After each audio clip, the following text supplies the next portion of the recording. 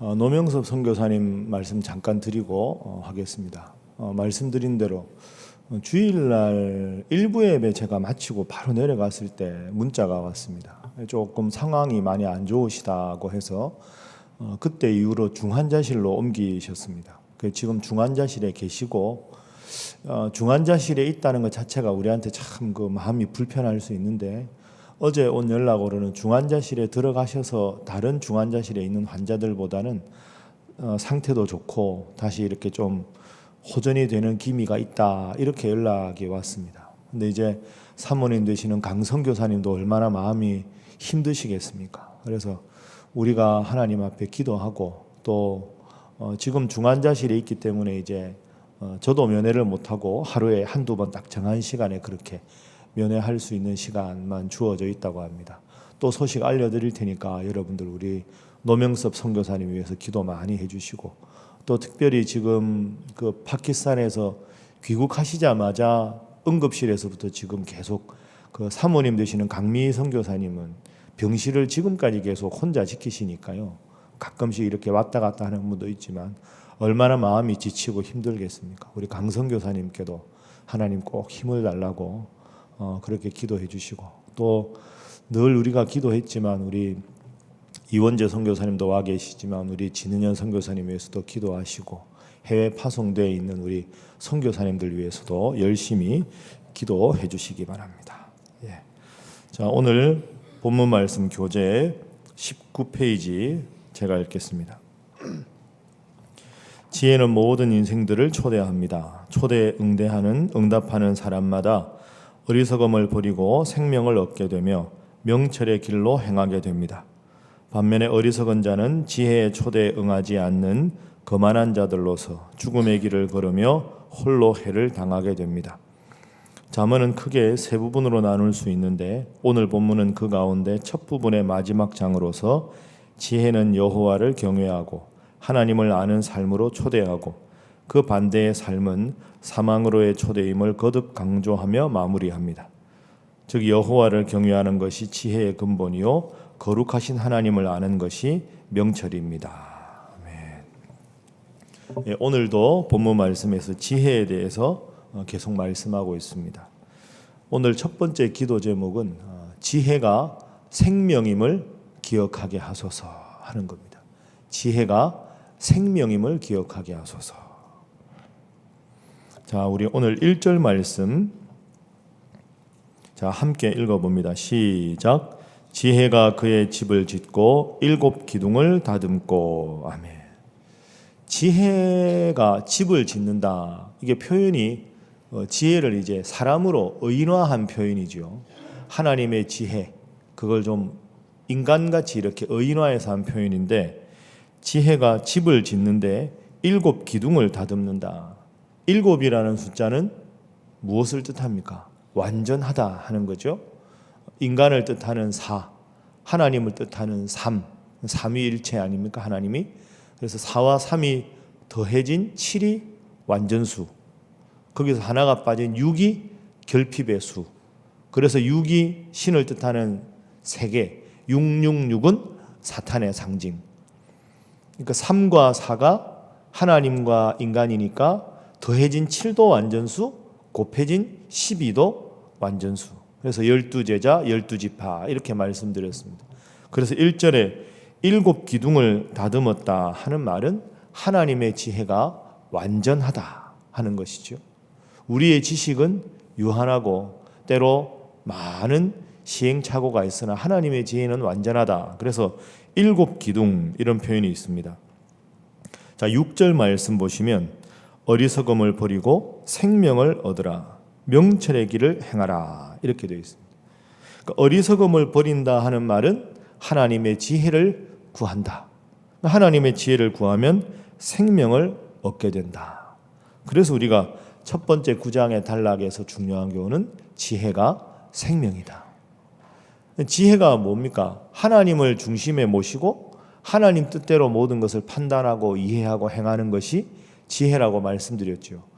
그렇게 되어야 하나님 중심의 삶을 살아야 우리가 생명, 구원을 얻는다. 그래서 오늘 본문에 지혜가 생명이다 하는 말은 우리가 아는 표현으로 옮겨보면 하나님을 믿어야 구원을 얻는다. 이렇게 우리가 정리를 할 수 있습니다. 어제 우리가 나눈 말씀인데 우리 8장 12절 말씀 8장 12절 어제 우리가 나눈 말씀인데 다시 한번 읽어봅니다. 시작. 나 지혜는 명철로 주소를 삼으며 지식과 근신을 찾아 얻나니. 아멘. 제가 어제 우리 그 교역자들하고 직원들 회의할 때도 이 구절을 경건의 말씀으로 읽었는데 여러분이나 저나 잠언을 읽다 보면 이런 말씀 다 들었는데 저는 개인적으로 이번에 잠언 말씀으로 새벽 설교를 하다가 8장 12절을 아주 중요한 말씀으로 하나님이 제게 깨닫게 해주셨습니다. 그러니까 여러분도 이 8장 12절을 한번 잘 주목해 보십시오. 다시 한번 복습하지요. 지혜는 하나님이죠. 하나님의 중심에 살아가는 것. 그러면 지혜로운 사람은 어떤 사람이냐? 명철은 원문 그대로 풀이하면 신중함 이런 뜻입니다. 사려 깊다 하는 뜻이죠. 그러니까 지혜로운 사람은 항상 사려가 깊은 삶의 태도를 드러낸다. 우리가 실수할 때 어떻습니까? 감정적으로 막 흥분해서 내가 해서는 안 되는 말을 하거나 내가 얼굴 표정을 스스로 관리 못하거나 이러다가 실수를 하는데 하나님께서 지혜를 주시면 사려 깊고 신중하다. 그 다음에 지식과 근신을 찾아 얻는다. 지식은 내가 지금 뭔가 해야 될 일에 대한 정확한 정보를 말합니다. 예를 들어서 우리 애가 유학을 가고 싶다는데 유학을 보내는 것이 맞느냐 틀리느냐, 이 학교를 보내야 되느냐 저 학교를 보내야 되느냐, 이런 거 생각하면 정확한 지식이 필요하겠죠. 그래서 지식. 그 다음이 근신입니다. 근신은 영적인 분별력을 뜻합니다. 영적인 분별력. 여러분 살아가다 보면 그 분야에 대해서 아무것도 몰라서 실수하는 경우도 있는데 또 이런 경우가 많죠. 너무 들은 게 많아가지고 예를 들어서 우리 애가 이번에 대학을 가야 되는데 대학을 이 전공이 좋다는 사람이 있고 저 전공이 좋다는 사람이 있고 이 사람 말 들으면 이 사람 말이 맞고 저 사람 말 들으면 저 사람 말이 맞고 아이고 모르겠다 이럴 때가 많지 않습니까? 많은 정보가 때로 우리를 더 판단하기 어렵게 합니다. 그래서 이 뒷부분에 나오는 근신이라는 말은 정확한 정보를 가지고 하나님 뜻이 무엇인지 분별하는 영적인 분별력입니다. 자, 그러면 정리를 한번 해보죠. 잠언의 주제가 지혜인데 지혜로운 사람은 어떤 사람입니까? 항상 사려 깊게 행동하는 사람. 그리고 그것이 겉으로 드러날 때 어떤 일을 하더라도 정확하게 해당 지식을 알고 그 지식과 지식 사이에 하나님이 무엇을 원하시는지 영적으로 분별력이 있는 사람. 제가 이 말씀을 읽으면서 이 세 가지가 정말로 인생에 필요한 말씀인데 어쩌면 하나님께서 이렇게 정확하게 우리 삶에 지침을 주실까? 그래서 여러분, 저는 앞으로 우리 애들 기도할 때 송구 영신 예배 전에 가정 예배 드릴 때 이 구절로 아이들하고 말씀을 나눌까 합니다. 사려 깊은 아이가 되게 하시고 자기 분야에 대한 정확한 지식을 얻게 하시고 그 사이에 분별할 수 있고 하나님 뜻을 알 수 있는 영적인 분별력을 허락하여 주옵소서. 여러분 그렇게 살아가면 오늘 본문의 첫 번째 돼지처럼 하나님 중심으로 그런 마음의 태도를 가지고 겉으로 살아가면 어찌 하나님께서 사랑하지 않을 수가 있겠습니까?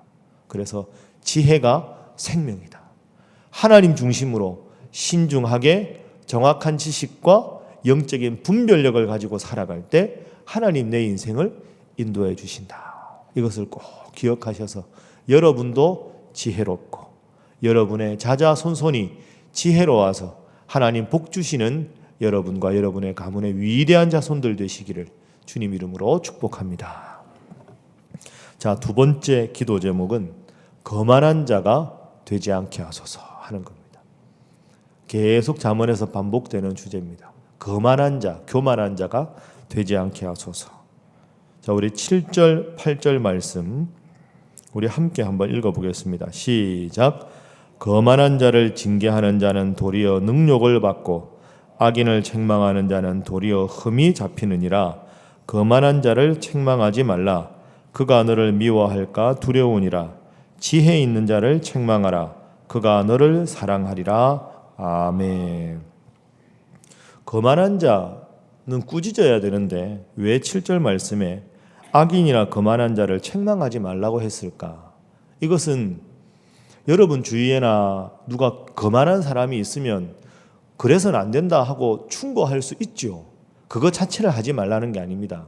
이 말씀의 뜻은 거만한 사람은 하나님의 지혜를 구하지 않기 때문에 마음속에 자기가 대단하다는 의식이 꽉 차 있다. 그런 의식이 꽉 차 있는 상태에서 변화되지 않으면 그 어떤 조언을 해도 튕겨 나오게 된다. 그러면 좋은 의도로 조언한 당신이 도리어 큰 상처를 입게 된다. 이런 뜻입니다. 그러니까 교만하고 거만한 사람에게 지적을 하지 말라는 게 아니라 지적을 해도 받아들이지 못하는 사람에게도 계속 지적을 해서 사이가 더 나빠지고 그래서 더 그분 때문에 여러분의 상처 있는 일이 없도록 하는 것도 지혜롭다. 이런 뜻이지요. 그래서 제일 잠언에서도 경계하는 것이 교만입니다. 여호와를 경외하는 것이 지식의 근본이고 오늘 10절 말씀 보십시오. 제일 중요한 요절이죠. 여호와를 경외하는 것이 지혜의 근본이요 거룩하신 자를 아는 것이 명철이니라. 그런데 거만한 사람은 자신의 실력을 믿는 것이 지혜고 자신의 능력을 자랑하는 것이 명철이라고 생각하기 때문에 그들은 조언을 조언으로 받아들이지 않는다 하는 겁니다. 8절 후반부에 지혜 있는 자를 책망하라. 그러면 감사합니다. 귀한 조언 감사합니다. 이렇게 받아들일 수 있는 왜? 마음에 하나님이 있으니까. 그래서 여러분 오늘 우리가 이 잠언 말씀 읽고 기도하실 때 이렇게 기도하셔야 합니다. 한번 저를 따라 하시죠. 주님, 저는 어리석은 사람입니다. 제게 주님의 지혜를 더하소서.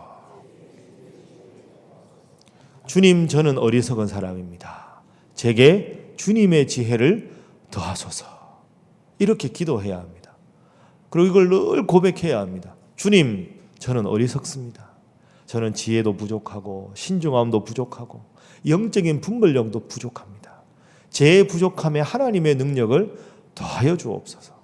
그렇게 겸손히 기도하면 하나님께서 다 채워주실 텐데 겉으로 겸손한 척 하는데 마음속에는 온갖 자기 것만 가득 차 있어서 하나님의 지혜가 그 속에 들어갈 수 있는 영역이 없을 때 내 능력을 과신하다가 인생을 실패하게 된다. 이게 솔로몬의 교훈입니다. 가장 위대한 왕이었지만 위대한 왕이었던 이유는 자신의 능력이 대단해서 그걸 믿은 게 아니라 내 능력의 모든 근원은 하나님으로부터 온다고 믿었기 때문에 내가 부족하다고 말했기 때문에 지혜 있는 왕이 되는 것이고 내가 지혜 있는 왕이라고 자처하는 순간 거만한 자가 돼서 패망하게 되는 거죠. 나는 어리석은 사람입니다. 하나님의 지혜를 더하소서. 이 고백이 평생의 고백이 되시기를 주님 이름으로 축복합니다.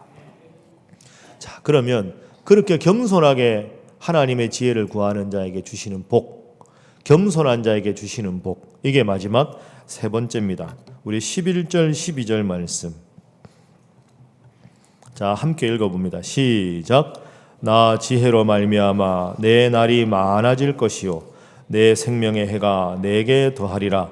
내가 만일 지혜로우면 그 지혜가 내게 유익할 것이나 내가 만일 거만하면 너 홀로 해를 당하리라. 아멘. 나 지혜로 말미암아 하나님의 지혜를 늘 구하면 11절 후반부에 너의 날이 많아지고 생명의 해가 그 더하리라. 마음의 평안이 있으니까 장수하게 되리라. 이 잠언 말씀은 지금부터 2000년 이상 전입니다. 그때 당시에 제일 중요한 복이 뭐겠습니까? 병 없이 오래 사는 것. 의학이 발달할 때가 아니니까. 그래서 하나님의 지혜를 마음속에 모시면 너의 날이 장구하리라. 평안하게 부와 장수를 누리리라. 그러니까 끝없이 잠언에서 강조하는 것은 교만하지 말아라. 거만하지 말아라. 어리석은 자로 자처하고 겸손한 인생이 되라. 자, 그러면 이제 마지막으로 한번 생각해 보겠습니다. 여러분 스스로가 지금 교만한가 겸손한가 자가 진단법이 필요하지 않겠습니까? 내가 지금 교만한가 어리석은가 아니면 겸손한가 여러분은 어떻게 스스로 진단하십니까? 이 진단이 잘 안 됩니다. 왜냐하면 자기가 자기를 잘 모르거든요. 저도 마찬가지죠. 그런데 제가 이제 지금까지 목회를 해보니까 내가 지금 하나님 중심으로 살아가고 있는가, 하나님 중심으로 살아가고 있지 않는가 하는 걸 스스로 돌아보면 알 수 있는 제 나름대로 자가 진단법이 있습니다.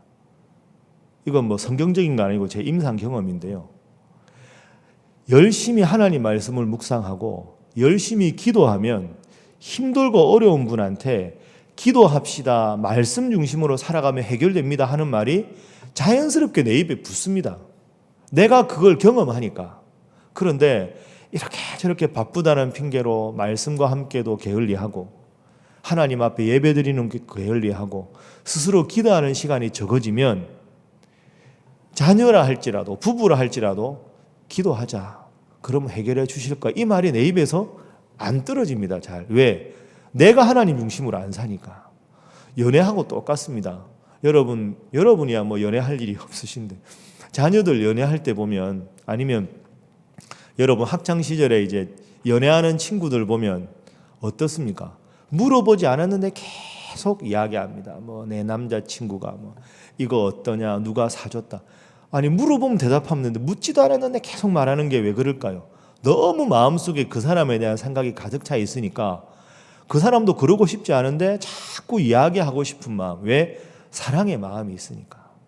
그래서 여러분이 지금 하나님 중심으로 살아가느냐 아니냐는 여러분의 언어를 잘 살펴보십시오. 아, 그래, 우리 구역에 저분 어려운 분이 있는데 내가 전화 걸어서 전화로라도 기도해 줘야 되겠다. 그런 마음이 자꾸 들면 하나님 중심으로 살아가니까 하나님 그 마음을 주시는 거죠. 그런데 어느덧 바쁘고 이러다 보니까 내 입에도 기도가 부족해지고 말씀도 안 읽게 되고 그러다 보면 어느덧 그런 조언도 없고 내 입술에도 그런 게 사라집니다. 그게 문제입니다. 그래서 지금까지 제가 이제 목회할 때도 보면 우리 전도사님들이나 목사님들이나 장로님들이나 권사님들이나 다 이렇게 대화해 보면 항상 그게 생활화가 되어 있는 분이 있습니다. 그런데 참 이렇게 신앙생활 오래 하시고 직분도 높고 뭐 목사님도 계시고 장로님도 계시고 권사님도 계신데 대화하다 보면 저분 입에서는 그래요, 기도합시다, 말씀이 힘을 주실 겁니다. 그런 말씀이 의외로 거의 없거나 그분의 말씀에는 별로 권위가 없이 느껴지는 분이 있고요. 어떤 분은 제가 모시던 참 존경하는 그 목사님은 이런 겁니다. 예를 들어서 하나님의 은혜입니다 이렇게 말하면 다른 분도 은혜라는 단어를 말하고 그분이 은혜라는 단어를 말하는데 그분이 은혜라는 표현은 울림이 엄청나게 크고 묵직하게 다가옵니다. 왜? 그분의 삶이 그걸 증명하니까. 여러분, 묵직한 울림으로 다가오는 은혜의 사람 되시기를 주님 이름으로 축복합니다. 그걸 위해서 우리가 먼저 기도해야 합니다. 우리가 먼저 말씀 읽어야 합니다. 그래서 여러분 속에 주님으로 가득 차서 여러분의 입술의 모든 말과 여러분의 마음의 모든 묵상이 하나님께 상달되어 여러분 주위에 힘들고 어렵고 지쳐하는 분들에게 함께 기도하겠습니다. 저도 함께 중보하겠습니다. 그 말이 그분들의 인생에 큰 위로가 되고 평강의 하나님을 느낄 수 있는 묵직한 은혜의 사람, 사랑하는 우리 신일의 성도들 다 되시기를 주님 이름으로 축복합니다. 함께 기도하겠습니다. 이 시간 말씀 생각하면서 하나님, 지혜가 생명이오니 하나님 잘 믿는 자 되게 하시고 결코 거만하고 교만한 자 되지 않게 하시며 겸손하게 하나님으로 인하여 복을 누리는 자 되게 하여 주옵소서. 기도하시고 특별히 이 추운 계절에 여러분 기도가 필요한 우리 성도들 떠올리면서 병중에 있는 우리 사랑하는 성도들, 힘들고 어려운 환경에 있는 성도들 떠올리면서 이 새벽에 그분들 위해 특별히 기도하겠습니다. 다 함께 기도합니다.